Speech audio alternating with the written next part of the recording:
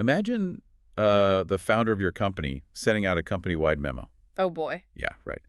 But instead of the usual opening where they say something like, hope everyone is having a great week, the very first line reads something wild.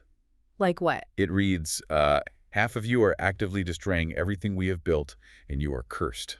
Wow, that is aggressive. Very aggressive. No pleasantries, no hello, just immediate blistering confrontation. Yeah, that would definitely get your attention. For sure. And that's the tone the Apostle Paul takes in the first chapter of Galatians. He really does. So welcome to Reformed Thinking.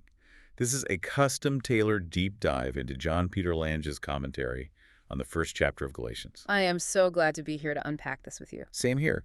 Our mission for you today, for the listener, is to unpack Paul's fierce defense of the gospel of grace. Right, because he is not holding back. Not at all. We're going to look closely at how his apostolic authority and his theology are perfectly aligned with the Reformed understanding of God's sovereign will. Which is such a crucial topic. It really is. For you listening right now, this discussion is about cutting through the noise of human works. Yeah, getting rid of all that extra baggage. Exactly. Wait, precisely. It is about locating the pure, undiluted message of justification by faith alone. Which sits right at the very heart of the Protestant faith and, the Westminster Confession.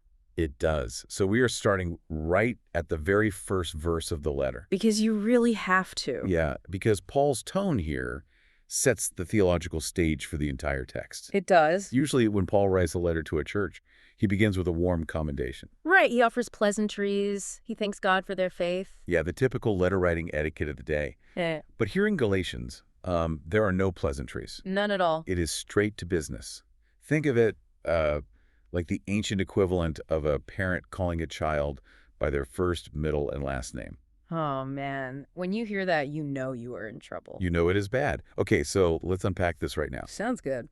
Why is Paul so eager to defend his title as an apostle right out of the gate before he even gets to the substance of the letter? Well, what is fascinating here is the sheer precision of his language in that opening sentence. Okay. And it points directly to the smear campaign his opponents were running against him. They're really going after him, weren't they? Oh, absolutely.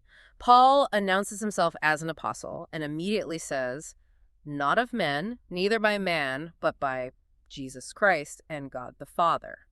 So he is setting the record straight instantly. Yes. The Greek prepositions he uses are doing a massive amount of heavy lifting to establish his defense here. How so? Like, what is the specific phrasing doing? First, he says his apostleship is not of men, and he uses a preposition that denotes the original source. Ah, okay, the origin. Right. He denies that his office has a human derivation. He is not a messenger sent out by a committee of men in Jerusalem. So it wasn't a board meeting that gave him his title. Precisely. Then he says, neither by man, using a preposition that denotes the channel or the instrument. Okay, so the method of his appointment. Yeah. He was not installed into his office by any human mediator laying hands on him. No ordination service by the other apostles. Right. His authority comes directly through Jesus Christ and God the Father. Wow. And in the original language, the preposition for through applies to both Jesus Christ and God the Father in the same way. Oh, that is an interesting detail. It is huge. This direct coordination places Christ on a level of absolute equality with the Father. So he is pushing back against any idea that Jesus was just a lesser messenger. Yes, he is asserting Trinitarian equality from the very first breath of the letter. He is linking the divine source of his calling directly to the Godhead. That structural detail is striking. He is wrapping the Father and the Son together as the single unified source of his calling. Yeah, they are completely unified in this action. Essentially telling his critics that to question his authority is to question the Father and the Son simultaneously. Which is a bold, bold claim. It is. But he also adds a very specific historical detail right there in the first verse. He does. He mentions God the Father, who raised him from the dead. Right, the resurrection. Usually Paul might say God the Father who loves us or, who created all things. It feels like a very deliberate choice. It is very deliberate. So why does John Peter Lange's commentary suggest Paul brings up the resurrection of Christ at this specific moment? Well, Lange provides a brilliant insight on this specific phrasing. God the Father is mentioned as the one who raised Christ from the dead because this very act made Paul's immediate calling possible. Oh, I see. Because of the Damascus Road experience. Yes. Paul is defending his status as an apostle equal to the original 12.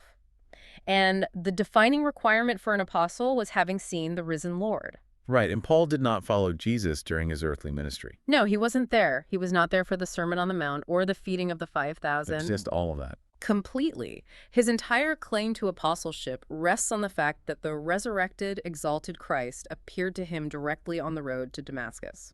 That makes total sense. Yeah. So by mentioning the resurrection immediately, he is pointing to the historical event that validates his authority. Precisely. He was called by the risen Christ.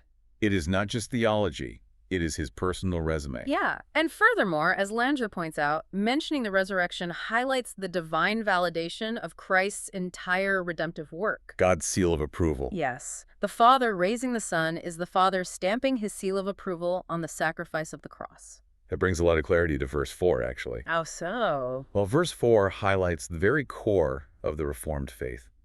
Paul writes that Christ gave himself for our sins, that he might deliver us from this present evil world, according to the will of God and our Father. That is such a packed verse. It really is. The Westminster Confession teaches that the cross was not an accident, nor was it a backup plan. Right, it wasn't plan B. No, it was a divine decree. This is substitutionary atonement. Christ took our place. He stood in for us. Yeah. But the commentary points out that this giving of himself was an act of both high priestly sacrifice and perfect obedience to the Father's eternal decree. Yes, Lange brings that out beautifully. I think we need to break that down. How does an expiatory sacrifice actually work in this context? That is a great question. And why does it matter that Christ is both the priest and the offering? Well, if we connect this to the bigger picture of the Old Testament sacrificial system, the high priest and the sacrifice were always separate. Right. The priest is a person, the sacrifice is an animal. Yeah. The priest would take an unblemished animal, lay his hands on it to symbolize the transfer of guilt, and then offer its blood to satisfy the wrath of God against sin. Okay, so a clear division of roles. Exactly. That is the mechanism of expiation. It is the removal of guilt through the payment of a penalty. Got it. But Lange notes the phrasing Paul uses implies that Christ was both the offerer and the offered. That is mind-bending. It is. He was the high priest holding the knife, so to speak, and he was the lamb on the altar. He willingly offered himself. He wasn't a victim of circumstance. No, not at all. And this is vital for understanding the Reformed perspective. Okay, break that down for me. Well, the work of redemption was accomplished according to the will of God and our Father. There was nothing arbitrary in the redeeming work of Christ. It was all planned out. Yes, it was a God-appointed work that rested on the Father's decree. Because of this, all human scruples about the value of Christ's sacrifice are taken away. Meaning we can't doubt if it was enough. Right. If it was the eternal will of the Father to save us through the substitutionary death of his Son, then that salvation is completely secure. The Father accepts the Son's offering every single time. Yes, and it cuts off any argument from those trying to earn their salvation through legalism, which is what the false teachers in Galatia were trying to do. Oh, that makes sense. Because if it's already perfectly handled, you can't add to it. Precisely.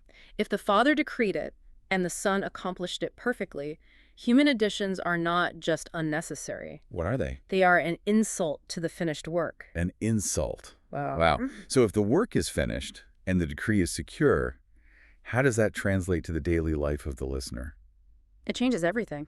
Well, Paul says Christ gave himself to deliver us from this present evil world. He does. Sometimes, in Christian circles, salvation is talked about purely as an evacuation plan. You know, getting a ticket to heaven for when you die. No, just a future hope. Yeah. But this phrasing sounds like a present rescue. Like we are being delivered right now from the ethical corruption and the judgment facing a fallen world. Yes, it is very present tense. The world is ruined by sin, and we are caught in its systems.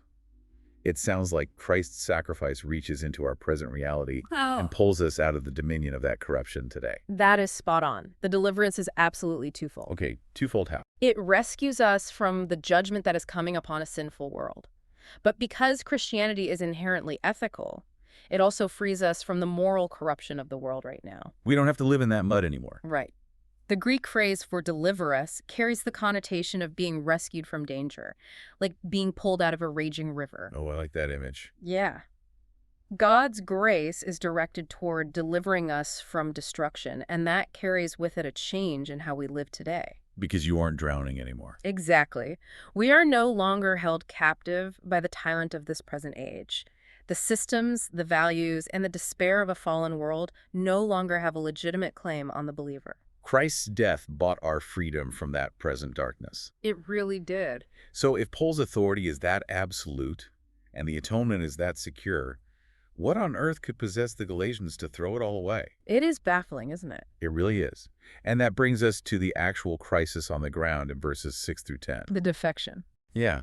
Paul looks at these believers and says, I marvel that ye are so soon removed from him that called you into the grace of Christ unto another gospel. He is stunned. He can't believe it. They are abandoning the true faith.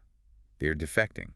And Paul points out that this different gospel isn't actually a gospel at all. No, not even close. You know, it is easy to think of adding rules to faith as just being extra careful. Like a safety net. Yeah, exactly. Yeah. But it is not. It is like a patient trying to help a surgeon perform open-heart surgery on them. Oh, that is a terrifying visual. Right. The patient thinks, I'll just grab a scalpel and assist. I want to contribute to my healing. But they're going to cause a disaster. Total disaster. Yeah. The patient's help is the very thing that will kill them on the operating table. Wow. The Judaizers were coming into the church and adding the law to grace. But I have to ask, is Paul overreacting here? Some people definitely read it that way. Because he uses incredibly severe language. He even talks about a curse. Yes, the word anathema. Yeah. When I read the word anathema, it feels like a temper tantrum. It feels like Paul's ego is bruised because they stopped listening to him. I can see why it feels that way to a modern reader. It is easy to read it that way. So why isn't it an overreaction? Well, if you look at the Old Testament roots of that word, it is not about ego at all. It is about a protective quarantine. A quarantine. Yeah. Anathema translates the Hebrew concept of something being devoted to destruction without ransom. Oh, wow. That is heavy. Think of the city of Jericho in the book of Joshua. It was devoted to total destruction because its corruption was an existential threat to Israel. So it wasn't just punishment, it was containment. Yes. And Paul uses a double curse here. He says that even if he himself or an angel from heaven should bring a message contrary to the true gospel of grace, that messenger should be accursed, anathema. He even curses himself conditionally. Right. He includes himself in the curse to prove this has nothing to do with his personal feelings or his ego. That is a great point. He is protecting the objective truth of the gospel. And Lange points out a crucial detail about their apostasy. What does Lange say? Paul describes it as a departure from a person, not just a departure from a set of doctrines. Oh, not just leaving a school of thought. Right. They are turning away from him that called you. They are turning away from God himself. That changes the weight of it entirely. It is an act of gross ingratitude. It is slapping away the hand that just rescued them from the raging river. The Judaizers were essentially troubling the conscience of the believers. They were likely very pious-sounding people. They probably look like the best guys in the room. That's right. They were whispering that faith in Christ was good, but it was not quite enough to secure God's favor. Just adding a little bit of fine print. Yeah. You also needed to observe the Jewish ceremonial laws. You needed circumcision. You needed the dietary restrictions to show you were truly serious. Mixing grace with human effort. Which strikes at the very heart of the Westminster Confession's stance on justification. It does. In the Reformed view, justification is an act of God's free grace. He pardons all our sins and accepts us as righteous in his sight, only for the righteousness of Christ imputed to us and received by faith alone. Faith alone. That is the key. Let's break down that word imputed mechanically for the listener. Sure. If you have a completely ruined credit score, 0 credit, and a billionaire legally transfers his perfect credit score to your name, you do not work to maintain it. You couldn't even if you tried. Right. It is his score legally credited to your account. That is a great analogy. The Judaizers were telling the Galatians they still needed to pay off the debt themselves, even after the billionaire had cleared the ledger. Which implies the billionaire's payment wasn't sufficient. Exactly. Any addition of human works ruins the grace of the gospel entirely. Yes, because if merit is mixed in, it is no longer grace. They cancel each other out. They do. As soon as you say that Christ's sacrifice needs a little bit of human help to be effective, you have destroyed the gospel. You really have. You have made salvation dependent on human flesh. You are telling the billionaire that his perfect credit score isn't quite good enough, and you are going to chip in a few pennies you found in the couch cushions to make it truly secure. That is just arrogant. It is, and that is why Paul pronounces the anathema. These false teachers were playing with the eternal destiny of the Galatian believers. They were playing with fire. They were leading them away from the only source of salvation and back into bondage. The curse Paul pronounces is the necessary severity of a shepherd defending the flock from wolves. Right. If a wolf is in the sheep pen, the shepherd doesn't politely ask it to leave. He uses force to eliminate the threat. That makes perfect sense. He is protecting the sheep. And we see this further drawn out in verse 10. What does he say there? Paul asks a rhetorical question. He says, "For do I now persuade men or God, or do I seek to please men?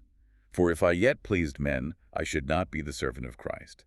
Oh, that is a sharp question. It is, because false teachers almost always soften the message to make it palatable to human pride. Oh, all the time. Human pride wants to contribute to salvation. We love a checklist. We want a task list to feel accomplished. Yeah. We want to say we earned it, even just a fraction of it, so we can boast. Exactly. By shutting down all human effort, Paul's message is incredibly offensive to human pride. Very offensive. His harshness, his willingness to use the word anathema proves he is a true servant of Christ. He subordinates human favor to divine truth. A man-pleaser fashions his doctrine according to the sensibilities of his audience to gain their applause. Just telling them what they want to hear. Right. But a true servant of Christ cares only for the favor of God. Paul knows that preaching justification by faith alone, without the works of the law, angers those who want to rely on their own righteousness. It takes away all their bragging rights. It strips away all their trophies and their religious resumes. If his goal were popularity, he would preach a blended message. A little bit of this, a little bit of that. Yeah. He would tell the Galatians to believe in Jesus and also get circumcised, and everyone would be happy. No conflict. Right. The fact that he refuses to compromise, even at the cost of being hated by the Judaizers, authenticates his ministry. It proves he's not in it for the applause. Exactly. He is acting as a faithful steward of the message Christ gave him, knowing that a blended message saves no one. So, to prove he is not a man-pleaser who bends to peer pressure or the theological trends of the day, Paul provides his own biography in verses 11 through 17. This part is so fascinating. It is. He proves his message did not come from human schooling. He points out that he was not trained in a Christian seminary. Quite the opposite, really. Yeah, his past was the exact opposite. He was the chief persecutor of the church. He was hunting them down. Think about this analogy for a second. Imagine a top executive at a massive tobacco company. Okay, I am picturing it. For years, his entire life has been dedicated to selling cigarettes, lobbying for the tobacco industry, and destroying the health of millions. Right, totally committed to the cause. He hates anti-smoking advocates. Then he wakes up one morning and suddenly becomes the world's most aggressive anti-smoking crusader. Just out of nowhere. Yeah. He gives away all his money, protests outside his former company, and dedicates his life to tearing down the very empire he built. People would think he lost his mind. It defies human logic entirely. You would look at him and say, something radical must have happened to this man from the outside to cause such a reversal. That is a brilliant way to frame it, because if we connect this to the bigger picture, Paul's former life in Judaism was characterized by extreme zeal for ancestral traditions. He was intense. He was not just a casual observer of the law. He tells the Galatians that he was advancing in Judaism beyond many of his own age, being extremely zealous for the traditions of his fathers. He was a rising star in that system. Very much so. And acting on that zeal, he violently persecuted the Church of God and tried to destroy it. Not just arguing with them. No, he wasn't just debating Christians in the synagogue.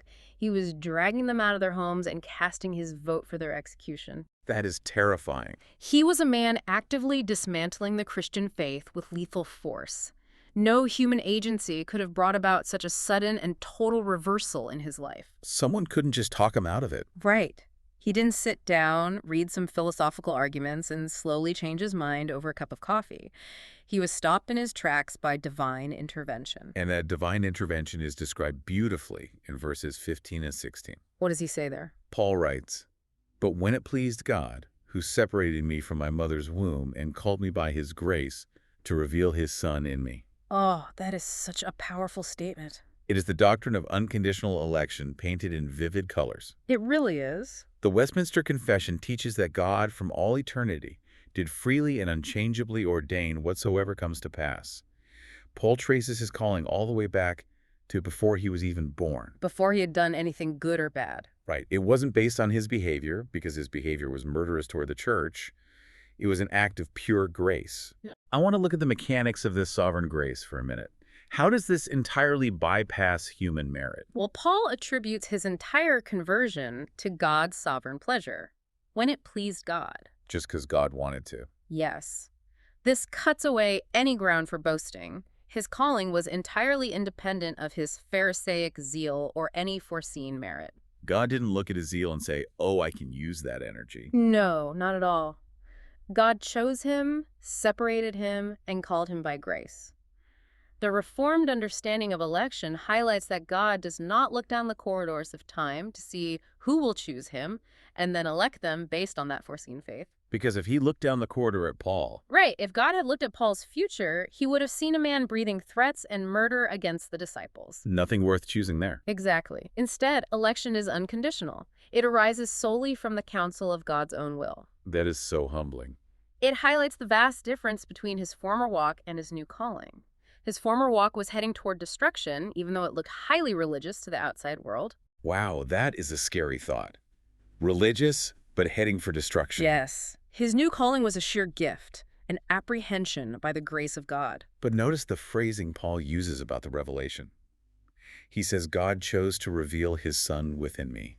That specific wording is very significant. Wait, I need some clarity here. Yeah. Because the book of Acts describes a massive blinding light on the road to Damascus. It does, a huge external event. An outward vision.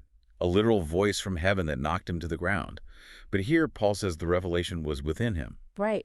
Why does he focus on the internal aspect of the event here instead of the dramatic external fireworks? Because the outward vision on the Damascus Road led to a massive internal illumination. Okay, so the outside triggered the inside. Yes, and without the internal work, the outward vision would have just been a terrifying anomaly. He just would have been blinded and scared. Exactly. The outward event, the blinding light and the voice of the risen Christ, was the objective reality. But for Paul to become an apostle, that objective reality had to penetrate his stone heart. Oh, I see. His spiritual eyes had to be open to see that the Jesus he was persecuting was the glorious Son of God. That requires internal work. Yes. The revelation within speaks to the subjective conviction, the breaking down of his legalistic pride, and the imparting of the gospel of grace directly to his spirit. So the physical scales falling from his eyes in Acts was just a picture of what happened in his heart. Precisely. The scales didn't just fall from his physical eyes, they fell from his heart. It wasn't just data he received. It was the person of Christ taking up residence in his heart through faith. That is incredible. And this inward revelation was specifically tied to his purpose. He says it was that I might preach him among the heathen. And that purpose led him to take a very unusual path. It certainly did. After this radical conversion, Paul says he did not immediately confer with flesh and blood. Right. He didn't go up to Jerusalem to get his credentials stamped by Peter or James or John. Which is what you would expect. Yeah, you would think a new convert would immediately seek out the leaders of the movement. Instead, he went into Arabia. Arabia. Why Arabia? Why actively avoid the very people who were the established leaders of the faith he just joined? Well, this detail is crucial for Paul's argument against the Judaizers. He is establishing his absolute independence from flesh and blood. To prove he is not a second-hand apostle. Yes. By avoiding Jerusalem, he is proving that he did not receive his gospel from the senior apostles. He wasn't their student. Yeah. He didn't go to them for a theological training course to figure out what Christianity was all about. Arabia was a theological wilderness. Just him and God. Right. Lange and other scholars point out the symbolic and historical weight of Arabia. It is the region of Mount Sinai where the law was given to Moses. Oh, wow. I never thought about that connection. There's a striking poetic irony here. Paul, the former zealot of the law, goes to the very geographical birthplace of the law. That is amazing. It was a time of quiet preparation and direct communion with God. It parallels the experiences of Moses and Elijah at Sinai. So he is basically going to the source. Yes. He was receiving his instruction directly from the Lord, validating his claim that his gospel came through revelation from Jesus Christ, not from any human source. He went to the mountain of the law to receive the revelation of grace. That is a great way to put it. That geographical detour Mm-hmm. speaks volumes about his confidence in the divine source of his calling. He didn't need a human certificate of approval. Right. He didn't need human validation because the calling from God was so clear and authoritative. Exactly. We move now to verses 18 through 24, where Paul provides a very specific timeline to further validate his claim that his authority is equal to the original 12. He gives us the dates and the itinerary. He does. He writes that he waited 3 whole years before finally visiting Jerusalem. And when he did go, he only stayed for 15 days. That is a very short trip. It is. Yeah. So what does this all mean for us? For the listener trying to grasp the weight of this letter, why does Paul provide this precise itinerary to the Galatian believers? What is actually at stake in these historical details? What is at stake is the source of the gospel itself. Okay, unpack that. If Paul's gospel was learned from Peter, then the Judaizers might argue that Paul misunderstood Peter or that Peter's authority superseded Paul's. So they can say, don't listen to Paul, listen to the guys who taught Paul. Yes, exactly. And therefore, the Galatians should listen to the Judaizers who came from Jerusalem. But by giving this timeline, Paul destroys that argument. Because the timeline doesn't support a student-teacher relationship. No, not at all. 3 years is a long time to preach without consulting the leaders in Jerusalem. He was already fully formed in his theology before he even met them. Right. And when he finally does go, a 15-day visit is barely enough time for a networking visit, let alone a theological master's degree under Peter. That is a good point. You can't learn an entire religious system in 2 weeks. No, you can't. During those 15 days, he met Cephas, which is Peter, and James, the Lord's brother. He saw no one else. Just a very private meeting. Yeah. Imagine those dinners. The tension of the former persecutor sitting across from the lead apostle. That must have been intense. But they weren't master and student. They were comparing notes on the grace that had apprehended them both. Recognizing each other as equals. Yes. Paul even makes a solemn oath about this short duration. He says, "Now the things which I write unto you, behold, before God I lie not." He is swearing an oath on his travel schedule. Right, which shows how aggressively his opponents were smearing his reputation. They really must have been spreading lies about him. They must have been telling the Galatians that Paul was just a rogue pupil of the Jerusalem apostles, distorting the message he was taught and lying about his independence. So Lange's commentary highlights that Paul is establishing full peer status with the original 12. He absolutely is. He respects Peter, going to make his acquaintance, Yeah. but he does not submit to him as a pupil to a master. He goes as an equal, called by the same Lord. That is right. He is a fellow apostle. And the inclusion of James, the Lord's brother, is an interesting historical note. Because James wasn't one of the 12. Right. While James was not one of the original 12 apostles, he held immense authority in the Jerusalem church. So Paul mentioned seeing him to show unity. Yes, to show that his gospel of grace was in total harmony with the leaders of the mother church, yet independently derived. Harmony, but not dependency. Exactly. And after this short visit, he goes away again, this time to the regions of Syria and Cilicia, far from the ecclesiastical center of Jerusalem. Back into the field to work. Yes. And he notes something fascinating about his time there. He says he was unknown by face unto the churches of Judea which were in Christ. They didn't know him at all. The local Christian congregations in the region around Jerusalem didn't even know what he looked like. They had never heard him preach in person. He was a ghost to them. They only heard a rumor. The rumor was, he which persecuted us in times past now preacheth the faith which when she destroyed. What a rumor to hear about the guy who used to hunt you. Right. He was a living miracle to them, a walking proof of the sheer force of God's intervening grace. This brings us back to the Reformed perspective beautifully. Look at verse 24. Okay, what does it say? Paul concludes this autobiographical section by saying, "And they glorified God in me." They glorified God, not Paul. Right. Think about the Westminster Shorter Catechism. It asks, what is the chief end of man? The answer is, man's chief end is to glorify God and to enjoy him forever. Exactly. The Judean Christians did this perfectly. When they heard about Paul's conversion, they did not praise Paul. They didn't talk about how smart he was to figure it out. No. They did not praise his intellect, his willpower, or his sudden change of heart. They knew Paul's previous character. They knew he was dangerous. They knew he was a relentless persecutor who could not be persuaded by human logic. They recognized that only a sovereign act of God could change such a man. So the credit had to go to God. Therefore, they gave all the glory to God for his sovereign intervening grace. They didn't applaud the man, they worshiped the God who conquered the man. That is the ultimate proof of his message, isn't it? The true gospel, the gospel of grace without the works of the law, always results in God getting all the glory. Always. If human works are added, human beings get a share of the glory. We get to pat ourselves on the back for adding our little pennies to the billionaire's account. We love to take credit. But when salvation is entirely by the grace of God, from election to conversion to final deliverance, God alone is glorified. Yes, he gets it all. The Galatians were being tempted to turn to a system where they could boast in their own flesh. A system of checklists and rules. Yeah. But Paul's life story stands as a monument to the opposite principle.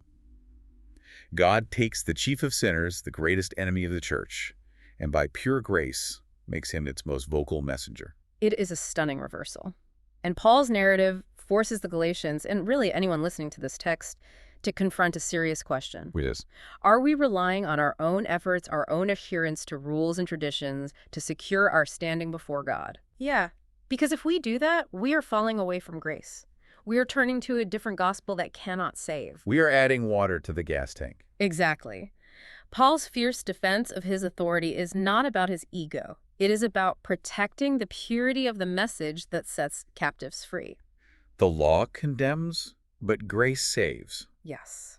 The anathema is pronounced on anyone who tries to rebuild the prison of legalism after Christ has already torn the doors off the hinges. That is a brilliant way to state it. So, for you, the listener, if God's electing grace can apprehend the church's greatest enemy, bypassing all human instruction to make him its most vocal messenger, Yeah. where in your own life might you be relying heavily on the validation of flesh and blood? Where are you seeking the approval of men rather than trusting the direct intervening grace of God? Those are hard questions to ask ourselves. They are, but they are so necessary. Think back to our opening thought. If God the Father has called you by name, if he has drawn you to himself through the substitutionary sacrifice of his Son, human validation is secondary. Completely secondary. Do not grab the scalpel. Do not try to help the surgeon. Rest completely in the pure, undiluted message of justification by faith alone.